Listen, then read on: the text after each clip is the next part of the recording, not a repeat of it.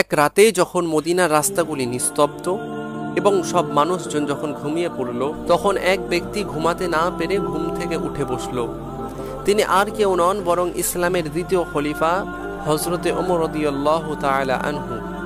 তার অভ্যেস ছিল ছদ্মবেশে শহরের পরিস্থিতি পর্যবেক্ষণ করা, যাতে প্রজাদের দুঃখ কষ্ট নিজের চোখে দেখতে পারেন।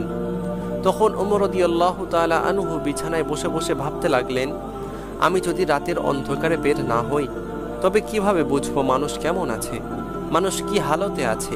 আল্লাহ আমাকে এই খিলাফতের মহান দায়িত্ব দান করেছেন। আমি যদি তাদের এই অবস্থার কথা না জানি তাহলে আমানতের খেয়ানত হয়ে যাবে, আমি এই বোঝা বহন করতে পারবো না। এরপর ওমর রাদিয়াল্লাহু তাআলা আনহু এই কথা ভাবতে ভাবতে রাস্তা দিয়ে হাঁটতে লাগলেন। তিনি হাঁটতে হাঁটতে একটি তাঁবু দেখতে পেলেন, আর ওই তাঁবুর মধ্যে থেকে ভেসে আসছে কান্নার শব্দ। তিনি কান্নার শব্দ শুনে তৎক্ষণাৎ সেই তাঁবুর দিকে গেলেন এবং তাঁবুর কাছে গিয়ে দেখতে পেলেন একটি মহিলা চুলায় একটি হাঁড়িতে কিছু পাথর এবং পানি জাল দিচ্ছে, আর তাঁবুর এক কোণে তার সন্তানরা ক্ষুধার তাড়নায় কান্না করছে। তিনি এই দৃশ্য দেখে আর স্থির থাকতে পারলেন না। তিনি সেই মহিলাকে উদ্দেশ্য করে বললেন, বোন, তুমি কি করছো? বাচ্চারা তো কাঁদছে কেন? তখন সেই মহিলা ওমর রাদিয়াল্লাহু তাআলা আনহুকে দেখতে পেয়ে তিনি ওমর রাদিয়াল্লাহু তাআলা আনহুকে উদ্দেশ্য করে বলল, আমরা 3 দিন ধরে কিছু খেতে পাইনি। আল্লাহ আমাকে ও আমার সন্তানদেরকে পরীক্ষা করছেন। আমার সন্তানরা ক্ষুধায় কাতর হয়ে আছে, তাই আমি তাদের ক্ষুধা ভোলানোর জন্য এই পাথর আর পানি জ্বালাচ্ছি, যাতে ওরা ভাবে আমার মা আমাদের জন্য কিছু রান্না করছে, এবং তারা এই ভাবতে ভাবতে ঘুমিয়ে পড়ে। আমি আমার এই কষ্ট আমার বুকের মধ্যে লুকিয়ে রেখেছি, তাই তারা কাঁদছে। হযরতে ওমর রাদিয়াল্লাহু তাআলা আনহু এই কথা শুনে তিনি আর স্থির থাকতে পারলেন না। তিনি তৎক্ষণাৎ সেখান থেকে বেরিয়ে গেলেন এবং তিনি বেরিয়ে গিয়ে রাস্তা দিয়ে হাঁটতে লাগলেন এবং তিনি রাস্তা দিয়ে সোজা বাইতুল মালের দিকে রওনা দিলেন। তিনি বাইতুল মালে অর্থাৎ রাষ্ট্রীয় কোষাগারে যখন পৌঁছালেন, তিনি পৌঁছে নিজ হাতে একটি বস্তায় চাল, ডাল, তেল ভরতে লাগলেন এবং তিনি মনে মনে ভাবতে লাগলেন, এটি বড় লজ্জার বিষয়। আমি সমস্ত ইসলামী সাম্রাজ্যের রাজা হয়েও আমি ক্ষুধার্ত বাচ্চাদের মুখে আহার তুলে দিতে পারছি না। সেই সময় তার এক সঙ্গী হযরতে ওমর রাদিয়াল্লাহু তাআলা আনহুকে উদ্দেশ্য করে বললেন, আমিরুল মুমিনিন, বস্তাটি আমাকে বহন করতে দিন। আপনি এই মুসলিম রাষ্ট্রের খলিফা, আপনি এই বস্তা বহন করলে এটা আপনাকে শোভা দেয় না। তখন ওমর রাদিয়াল্লাহু তাআলা আনহু সেই সঙ্গীটির উদ্দেশ্য করে বললেন, কিয়ামতের দিন তুমি যদি আমার পাপের বোঝা বহন করো তাহলে আমি তোমায় এই বস্তাটি দেব। তুমি কি আমার পাপের বোঝা বহন করবে? তখন সঙ্গীটি চুপ হয়ে গেল। এরপর ওমর রাদিয়াল্লাহু তাআলা আনহু আবার বললেন, তাহলে আমাকে আমার বোঝা বহন করতে দাও। এরপর ওমর রাদিয়াল্লাহু তাআলা আনহু বাইতুল মাল থেকে বের হয়ে গেলেন। এরপর সেই মহিলাটির তাঁবুর দিকে রওনা দিলেন। তিনি রাস্তা দিয়ে হাঁটতে হাঁটতে সেই মহিলার তাঁবুর কাছে যখন পৌঁছালেন, তিনি সেখানে পৌঁছে নিজ হাতে সেই বস্তাটি নামান এবং নিজ হাতে রান্না শুরু করলেন। তখন বাচ্চারা আগ্রহ নিয়ে রান্নার দিকে তাকিয়ে থাকে। একটু পরে আমাদের খাওয়া হবে, এই কথা বাচ্চা ভাবছিল। একটু পরে রান্না শেষ হলে বাচ্চারা খাবার খায় এবং শান্ত হয়ে যায়। এই ঘটনা দেখে মহিলাটি ওমর রাদিয়াল্লাহু তাআলা আনহুকে উদ্দেশ্য করে বললেন, আল্লাহর বান্দা, তুমি মহানুভব একজন মানুষ, আল্লাহ আপনার বরকত দান করুক। যদি খলিফা ওমর এমন একজন দয়ালু মানুষ হতেন তাহলে আমাদের আজ এই দিন দেখতে হতো না। তখন ওমর রাদিয়াল্লাহু তাআলা আনহু নিজের পরিচয় দিলেন না, তিনি চুপ হয়ে সেখান থেকে চলে গেলেন।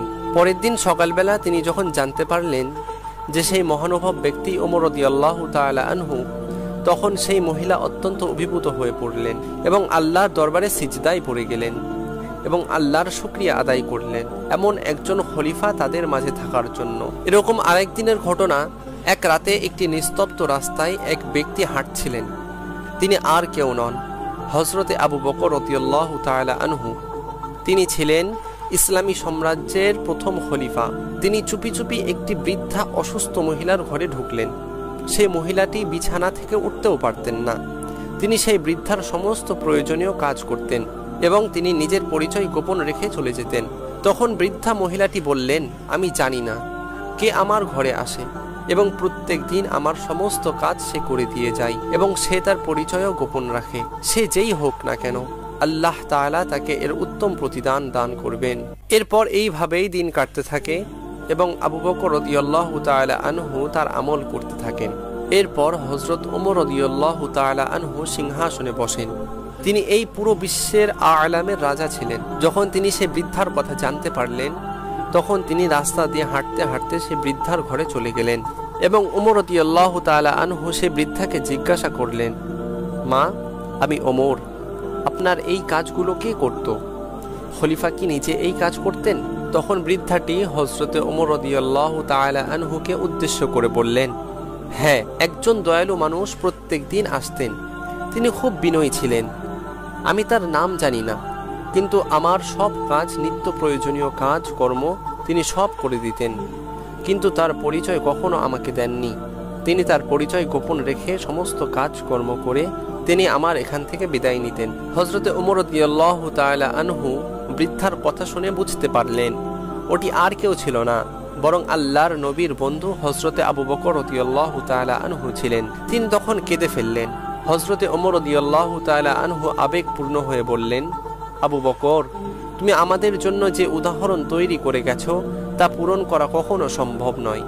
আমি তোমার কাছে হেরে গেলাম। সুবহানাল্লাহ।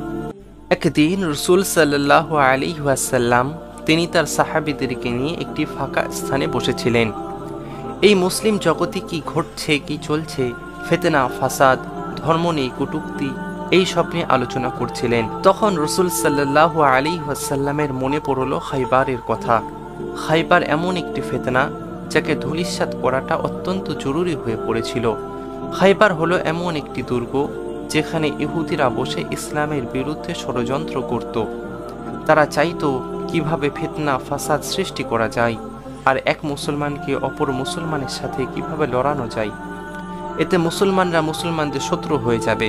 তখন রাসূল সাল্লাল্লাহু আলাইহি ওয়াসাল্লাম তার সাহাবীদেরকে বললেন, খাইবারকে জয় করতে হবে, তারা ইসলামের শত্রু হয়ে দাঁড়িয়েছে। তখন সাহাবীরা বললেন, ইয়া রাসূলুল্লাহ, আপনি যদি আমাদের জানকেও চান তবুও আমরা তা উৎসর্গ করতে দ্বিধাবোধ করব না, আপনি শুধু হুকুম দিন। তখন রাসূল সাল্লাল্লাহু আলাইহি ওয়াসাল্লাম সাহাবীদের উদ্দেশ্যে বললেন, আমি খাইবারের যুদ্ধে ইসলামের পতাকা তার হাতে তুলে দেব যে আল্লাহ ও তার রসুলকে ভালোবাসেন এবং আল্লাহ ও তার রসুল তাকেও খুব ভালোবাসেন। এই শুনে সাহাবীদের মধ্যে উত্তেজনা ছড়িয়ে পড়ল। তখন সব সাহাবীরা প্রচণ্ড আশাবাদী হয়েছিল যে রাসূল সাল্লাল্লাহু আলাইহি ওয়াসাল্লাম ইসলামের পতাকা আমার হাতে তুলে দেবেন এবং অন্য সাহাবী ভাবছিলেন আমার হাতে তুলে দেবেন। তাদের মনের মধ্যে এই চলছিল। পরের দিন রাসূল সাল্লাল্লাহু আলাইহি ওয়াসাল্লাম এক সাহাবীকে উদ্দেশ্য করে জিজ্ঞাসা করলেন, হযরতে আলী রাদিয়াল্লাহু তাআলা আনহু কোথায়? সেই সাহাবী রাসূল সাল্লাল্লাহু আলাইহি ওয়াসাল্লামকে উত্তরে বললেন, আলী রাদিয়াল্লাহু তাআলা আনহুর চোখে প্রচণ্ড ব্যথা, তাই তিনি কাল আসতে পারেননি।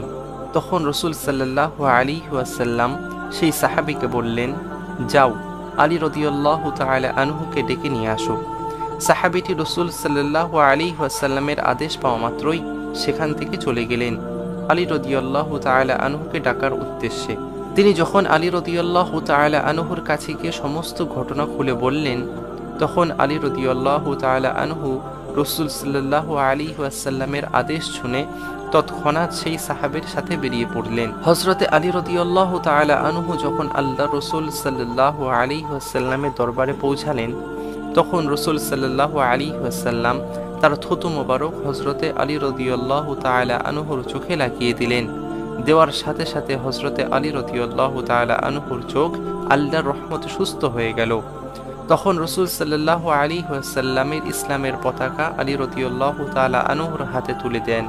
পরের দিন যখন সবাই যুদ্ধের জন্য রওনা দিল, তখন খাইবারের প্রধান যোদ্ধা বেরিয়ে আসলো এবং সে বলল, আমি মারহাব, সেই যোদ্ধা আমি যার সামনে কেউ টিকতে পারেনি, আমি তাকে পরাজিত করেছি। তখন আলী রাদিয়াল্লাহু তাআলা আনহু সেই প্রধান নেতা যোদ্ধার উদ্দেশ্যে বললেন, আমি হায়দার অর্থাৎ সিংহ, আমার মা আমাকে হায়দার বলে ডাকতেন।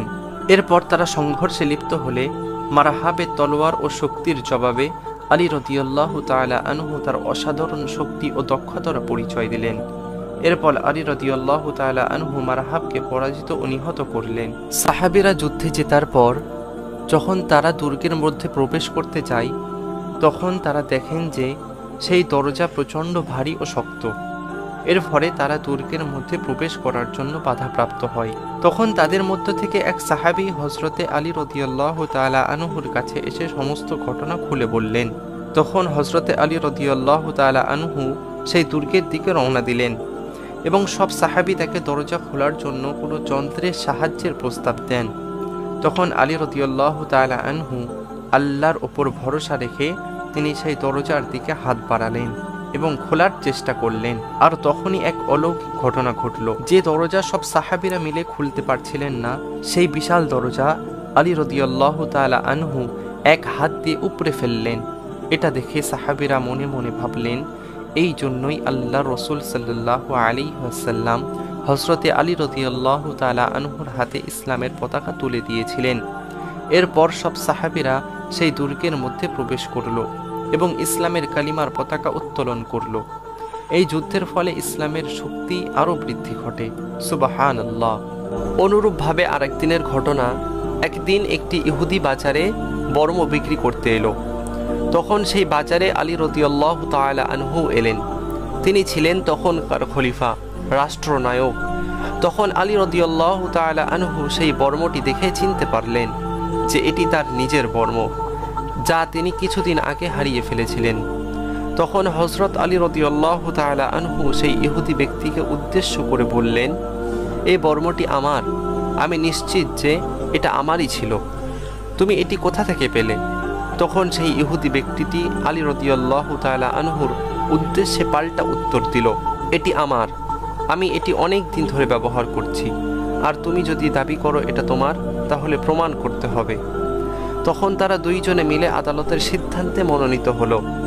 এরপর যেদিন আদালতের দিন আসলো, সেদিন আলী রাদিয়াল্লাহু তাআলা আনহু ও ইহুদি দুইজনই উপস্থিত ছিলেন আদালতে, এবং সাথে ছিল হাসান রাদিয়াল্লাহু তাআলা আনহু ও আলী রাদিয়াল্লাহু তাআলা আনহুর সেবক, যার নাম ছিল কুম্বার। তখন বিচার শুরু হলে বিচারক আলী রাদিয়াল্লাহু তাআলা আনহুর কাছে জিজ্ঞাসা করলেন, তোমার কাছে কি কোনো প্রমাণ আছে যারা তোমার এই বর্মের মালিকানার সাক্ষী দিতে পারবে? বিচারকের প্রশ্নের জবাবে আলী রাদিয়াল্লাহু তাআলা আনহু বললেন, হ্যাঁ, আমার ছেলে হাসান রাদিয়াল্লাহু তাআলা আনহু ও আমার সেবক কুম্বার আমার এই বর্মের মালিকানার সাক্ষ্য দিতে প্রস্তুত। তখন বিচারক বললেন, ইসলামী আইন অনুযায়ী একজন ব্যক্তির পক্ষে তার ছেলে ও নিকট কোনো আত্মীয়ের সাক্ষ্য গ্রহণযোগ্য হয় না। এই ক্ষেত্রে তোমার কাছে যথেষ্ট সাক্ষ্য প্রমাণ নেই, তাই আমি এই বর্মের মালিকানা এই ইহুদি ব্যক্তির পক্ষে রায় দিচ্ছি।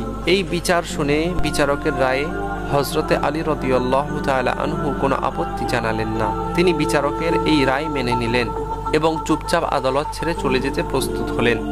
তখন ইহুদি ব্যক্তিটি এই ঘটনায় হতবাক হয়ে গেল। তখন ইহুদি ব্যক্তি বলল, তুমি একজন খলিফা, একজন রাষ্ট্রনায়ক, অথচ আমার মতো একজন সাধারণ ইহুদির পক্ষে রায় দিয়েছ। তুমি সহজেই তোমার ক্ষমতা ব্যবহার করে আমাকে দমন করতে পারতে, কিন্তু তুমি তা করোনি। এটা কিভাবে সম্ভব? তখন আলী রাদিয়াল্লাহু তাআলা আনহু সেই ইহুদির প্রতি উত্তরে বললেন, এটাই হলো ইসলাম। ন্যায় বিচারের শাসক ও প্রজাদের মধ্যে কোনো পার্থক্য নেই। ইসলামী আইন সবার জন্য সমান। হযরতে আলী রাদিয়াল্লাহু তাআলা আনহুর ন্যায় পরায়ণতা দেখে ইহুদি বললেন, এই ধরনের ন্যায় পরায়ণতা আমি আমার জীবনে কখনো দেখিনি। তোমার এই আচরণ প্রমাণ করে যে ইসলাম সত্য ধর্ম। এরপরে সেই ইহুদি কলেমা পড়ে মুসলমান হয়ে যায়। তারপর ইহুদি ব্যক্তি নিজেই স্বীকার করলেন যে আসলেই বর্মটি আলী রাদিয়াল্লাহু তাআলা আনহুরই ছিল। তিনি সেই বর্মটি ফিরিয়ে দিতে চাইলেন। তখন আলী রাদিয়াল্লাহু তাআলা আনহু সেই ইহুদি ব্যক্তিকে উদ্দেশ্য করে বললেন, তুমি নতুন ইসলাম ধর্ম গ্রহণ করেছ, তাই আমি তোমাকে এই বর্মটি উপহার হিসাবে দিলাম।